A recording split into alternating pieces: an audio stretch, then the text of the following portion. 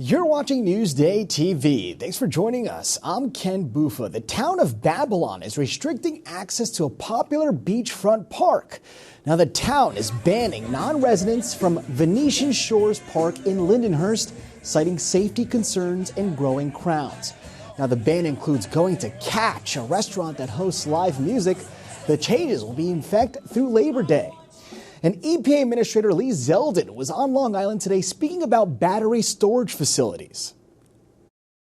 The power at these plants on Long Island are outdated. I was saying that a dozen years ago, as a state senator. It's only now a dozen more years outdated. The former Long Island congressman spoke at the Hauppauge Firehouse. That fire district recently asked the town of Islip to extend its moratorium on new battery facilities, citing safety concerns. And the head of the MTA says no decision has been made when it comes to asking the White House to get involved to prevent an LIRR strike. Jano Lieber said the governor would have to be involved in that decision. Now, on Thursday, 5 unions said a voluntary agreement could not be reached. When asked about the strike threat, Lieber said in part, quote, "We're going to stick up for the riders and we're going to make sure that we talk about the fact that these are unions that have some of the most abusive work rules anywhere in the MTA system." Union officials did not respond for comment. And forecasters say Hurricane Erin will be a threat to Long Island beaches this week. Now, the storm has re-intensified to a Category 4. It's expected to stay out at sea, but its winds will bring dangerous surf, rip currents, and possible erosion to shorelines from the Carolinas to Long Island. All right, let's take a quick look at tomorrow's weather, shall we? And it's going to be a pretty cloudy day with temps in the 70s to mid-70s. We'll have that 7-day forecast for you, of course, later in the broadcast.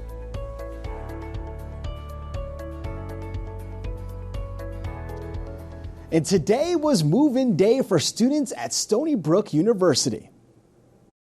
Meeting new people, new environment, studying, even though studying itself isn't gonna be fun, but the whole idea of it, just the college experience. The university's newest president helped students move into their dorms. They were met by the cheer and dance teams and the university mascot right there, Wolfie.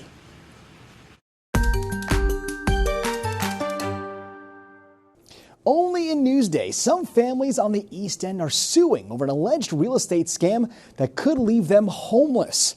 Macy Eglin explains why the businessman at the center of this case is not facing criminal charges. The payment of all taxes, transport fees. The home Juan Marquina and his family have put much of their life savings into, auctioned off in front of East Hampton Town Hall. You can see the deed.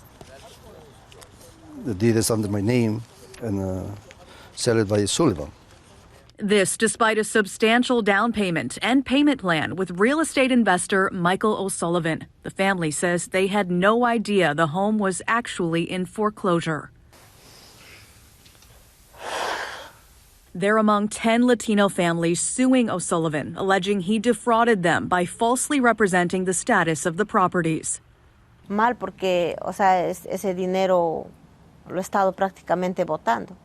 Rosa Kituisaka says she spent nearly $100,000 renovating the home she thought she owned. No sabemos si la casa es para nosotros o no, o qué va a pasar.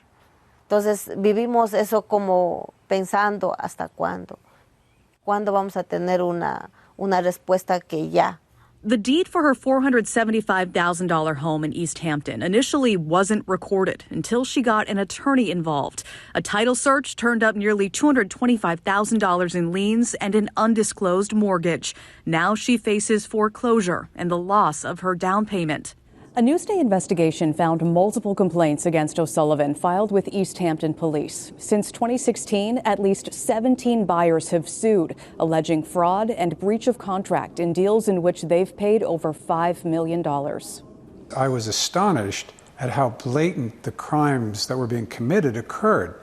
And then in the end, not only did they steal their money based on false promises, they then tried to steal the very home that they promised that they were going to get in the end. So it was not only theft, it was fraud. Rogers urged police to criminally charge O'Sullivan. However, East Hampton Town Police Captain Gregory Martin said despite several complaints, quote, upon the conclusion of this investigation, an element of criminality wasn't substantiated. Mr. O'Sullivan, can you talk to us? O'Sullivan had no comment, but we did hear from his lawyers who said, quote, Mr. O'Sullivan has never made representations to buyers that were false or misleading, nor has he defrauded anyone. They deny any wrongdoing and assumptions that they were targeting Latino families. They say many came to them through referrals. As the cases make their way through court, the impacted families face uncertainty. His home was put up for auction, so he feels that he has lost his home, but there's still a fight in a legal front, and he's still going to fight this out. Reporting for Newsday TV, I'm Macy Eglund.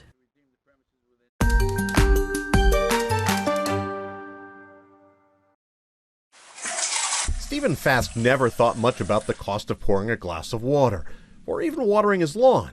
But when the Baldwin Harbor resident started looking at his water bill last year, he did a double take. One bill came in just shy of $400. The next bill was $350. So he started digging. Liberty Utilities, his water company, through the State Public Service Commission, announced in a press release last year customers in Service Area 1 would see a levelized increase of 17%.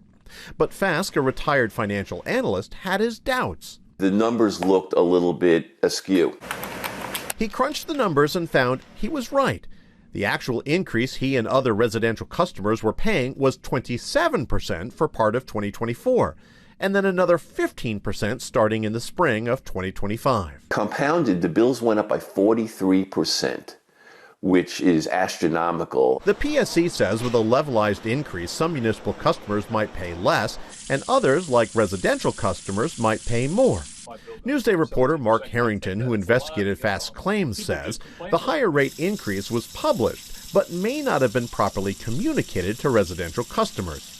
He found it buried in complicated documents online. Thousands of pages of documents that you have to go through to find some of that stuff. Liberty Utilities, in a statement to Newsday, says it works hard to let customers understand rate increases, adding, we shared information about annual rate increases via special bill messages, our website, a news release, and public notices. Even though Liberty says it communicated its rate increases to customers through multiple channels, some customers we spoke to say they still had no idea. We haven't been using sprinklers or nothing, so we just wondering why it was so high. Fask says he would like Liberty to have more transparency and maybe even spell out all the increases to customers, since he says another one is coming next year. Come out and explain to them what happened.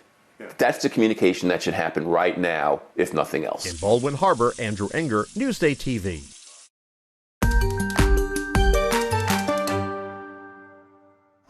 The town's asleep, but the Roosevelt football team isn't. They're here, under the lights, ready to start their season the moment midnight hits. So what's happening right now is a tradition that we've had for almost 20 years. It's called Midnight Madness. It became the tradition that we're going to be the first team in Long Island to start football. We come out and we start our practice. Everyone else will be starting tomorrow morning. Midnight Madness at Roosevelt isn't just about being first. It's about making the season special from the very start. I mean, Midnight Madness is just a fun thing, so, you know, and I don't know, it's just like a fun practice to get the people started, get people ready for the season. This is real great to be a part of this. The night was full of energy, all fueling the excitement for week one. This is great energy, as you can see right now. Under the lights, yeah, it was full, yeah, and we watched the film before this, so we just ready for our first week. This team, everybody's really young, but we all excited.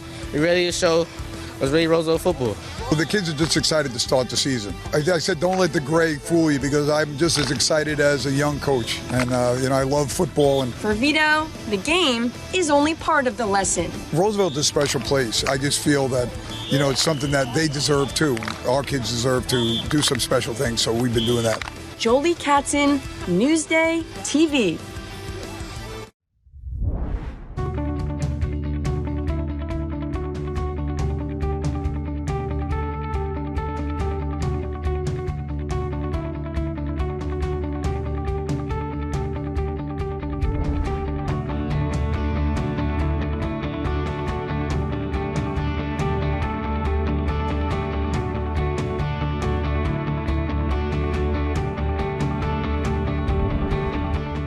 All right, let's take a closer look at your 7-day forecast. And we have a bit of a hiccup in the 7-day as you see here. Wednesday, Thursday, looks like there will be some rain, but the weekend looks clear with temps in the 80s. We just have to make it through.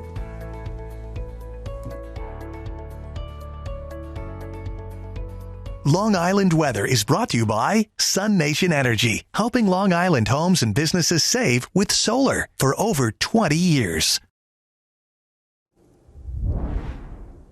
You're watching Newsday TV. For more on all the stories you've seen here today, head over to Newsday.com. I'm Ken Bufa. Thank you so much for joining us.